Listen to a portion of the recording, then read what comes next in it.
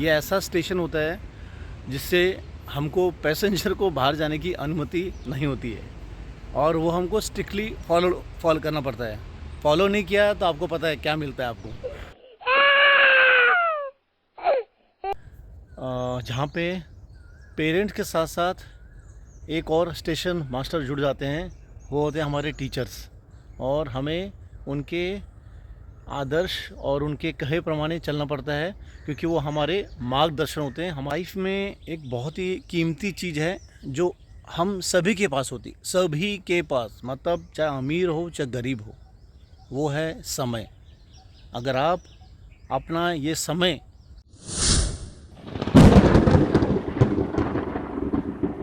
Hello दोस्तों, good morning, नमस्कार, जय हिंद, welcome to my YouTube channel with new blog. तो दोस्तों, जो हमारी ज़िंदगी है हर एक पड़ाव से होके गुजरती है, मतलब हर एक स्टेशन से होके गुजरती है। और हमारी ज़िंदगी में बहुत सारे अप डाउन्स आते हैं, पर हम उससे बाहर निकालते हैं। आज इसी के बारे में इस ब्लॉग में। तो फ्रेंड्स, मैं बात कर रहा था लाइफ के अलग अलग स्टेशनों के बारे में जिनसे हर किसी को गुजरना पड़ता है। ये स्टार्ट करने से पहले प्लीज़, भले ये किसी मतलब जनरल टॉपिक को हिट नहीं करता हो, पर इस बात को पक्का सुनिए, आगे फॉरवर्ड कीजिए और प्लीज़ इसको अमल में लाइए। ये हर एक की लाइफ में गुजर चुका है, हो चुका है। So please like and subscribe and forward to other also.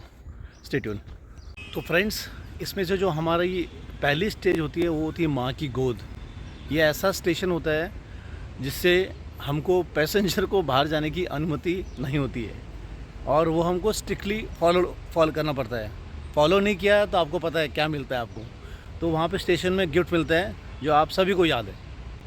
Next station होता है हमारे लिए हमारा नर्सरी या प्ले स्कूल बोलो या स्कूल, जहाँ पे पेरेंट्स के साथ साथ एक और स्टेशन मास्टर जुड़ जाते हैं, वो होते हैं हमारे टीचर्स।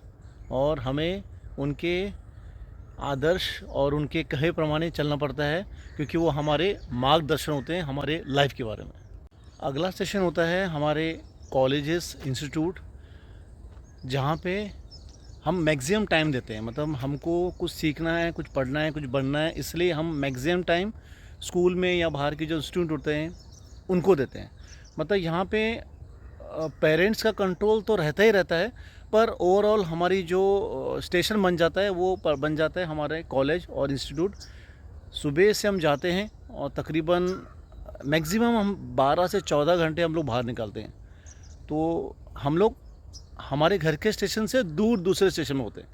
तो फ्रेंड्स, सेकंड लास्ट स्टेशन जो हमारी हो जाती है, जो बहुत हमारे इम्पोर्टेंट हो जाती है, जहाँ हम अपनी डेस्टिनी को ढूंढते हैं, क्योंकि हमारे लिए जो हमारी लाइफ एक ओपन स्काई जैसा हो जाता है।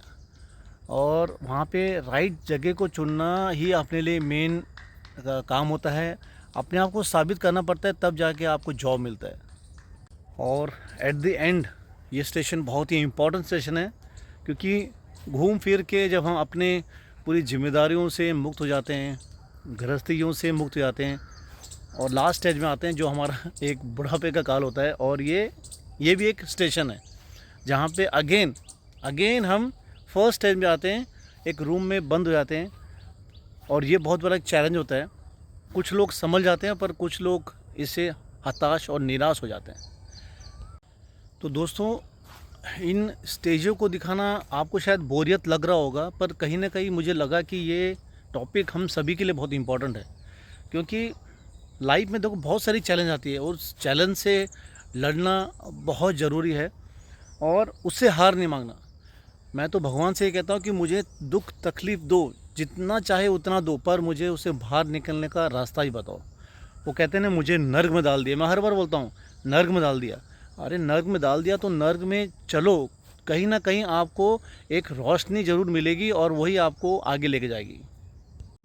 हमारे मित्र, परम मित्र शुभम त्रिपाठी भी किसी अच्छे काम के लिए गए हैं। हालांकि ये भी कोई स्टेशन का ही मामला है, पर वो भी बहुत बुरी तरह से फंसे। तो दोस्तों, अंततः मैं घर पहुंच गया अपने अमेठी स्टेशन। और ट्रेन में काफ़ी समस्याएं आई। जैसे मैंने जब टिकट बुक किया था तो पुणे से हमारे यहाँ का टिकट, अगर हम थर्ड एसी का टिकट लेते हैं तो लगभग अप्रॉक्स 1500 रुपये में हमारा हो जाता है। हम 1500 में पुणे से लखनऊ आते हैं।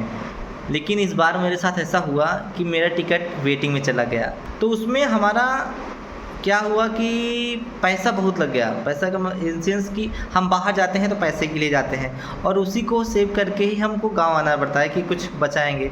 तो आने जाने का ये जो इतना मतलब कि कष्ट मतलब समझिए कि प्रॉब्लम्स जो फेस करनी पड़ती हैं, तो उससे मन थोड़ा सा हो जाता है कि इतना करने के बाद, सब कुछ करने के बाद फिर भी मन थोड़ा सा वो रहता है।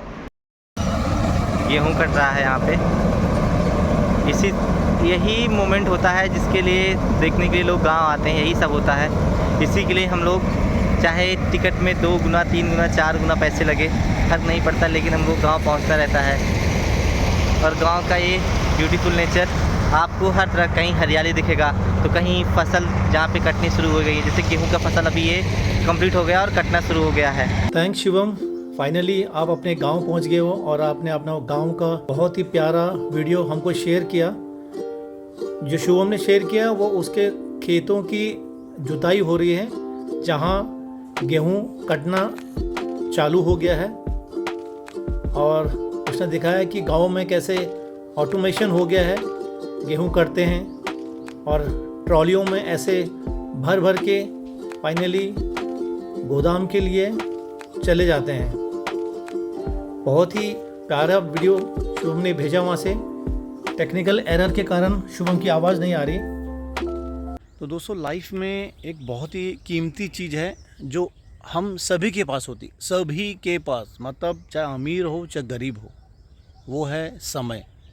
अगर आप अपना ये समय किसी और को दे रहे हैं अच्छे काम के लिए, तो उससे बड़ी बात और कुछ नहीं हो सकती। ये अमूल्य, मतलब क्या बोलते हैं उसको, बहुमूल्य है, इसका कोई वैल्यू नहीं है। और हो सके तो अपने फैमिली के साथ ज़रूर टाइम दीजिए। अभी स्कूल का वैकेशन का टाइम है, ठीक है, आपका उतना स्टेटस नहीं है कि आप उनको बाहर घुमाने शिमला मनाली या और कहीं ले जाओ। आप पास के होटल में ले जाओ ना यार, होटल में लेके जाओ। हमको पता है होटल में कितना खर्च आता है, 1000-1500 रुपये साल में। आप इतना खर्च अपने फैमिली के लिए, बच्चों के लिए करो तो देखो खुश हो जाएंगे। मैं तो मेरे सबॉर्डिनेट को ही बोलता हूँ कि भाई जाओ, होटल में जाओ और अपना लाइफ को जियो। साल में एक बार कुछ नहीं होता है, थोड़ा कटौती करो और उसको जियो। इसी मैसेज को मैंने भी ये किया, एग्जीक्यूट किया। और हम लोग भी लास्ट वीक गए थे, क्योंकि काफ़ी सालों के बाद मैं कहीं बाहर निकला था कोविड के बाद। हालांकि एक छोटा सा 1 डे था, मैंने सोचा कि ये शेयर करूं। मैं चाहता तो वहाँ इसको ब्लॉग को बड़ा बना के भी आपको दिखा सकता था, पर as a Pune well wisher मुझे आपकी ज़्यादा टेंशन है, इसलिए इस ब्लॉग में एक छोटा सा क्लिप दिखा रहा हूँ। पाउना डैम में हम लोग गए थे, बहुत ही बढ़िया है, जाइए एंजॉय कीजिए, बहुत बढ़िया खाना बनाई, बहुत अच्छा है। तो फ्रेंड्स, कहते हैं ना, life is like an ice cream, enjoy it before it get melts. तो लाइफ को अच्छे से एंजॉय करना चाहिए। इसी बीच इस भाग दौड़ बड़ी ज़िंदगी में हम अपने फैमिली को बहुत कम टाइम दे पाते हैं। आप देखते हो कि आप बच्चों से कैसा बात करते हो, बीवी से कैसे बात करते हो, माँ बाप से कैसे बात करते हो, पर कभी ना कभी आपको इस पर सोचना पड़ेगा, अपने फैमिली को ज़रूर टाइम देना पड़ेगा, ताकि इस जो टेंशन भरी ज़िंदगी है, लाइफ है, उससे थोड़ा रिलैक्स मिले। इसी बीच मैं पाउना डैम में यहाँ पे बॉम्बिनो कैफ़े में आया था। बहुत ही अच्छा कैफ़े है, एक आपको छोटा सा लुक आपको इसको दिखाता हूँ, हैव अ लुक।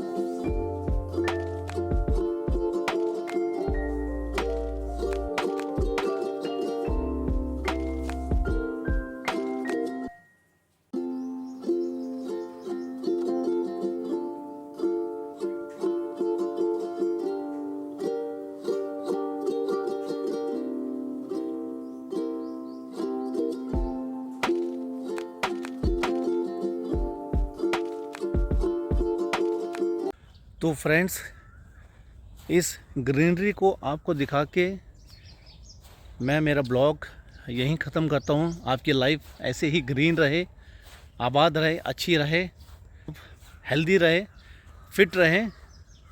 मिलते हैं अगले ब्लॉग में। Until then, good bye.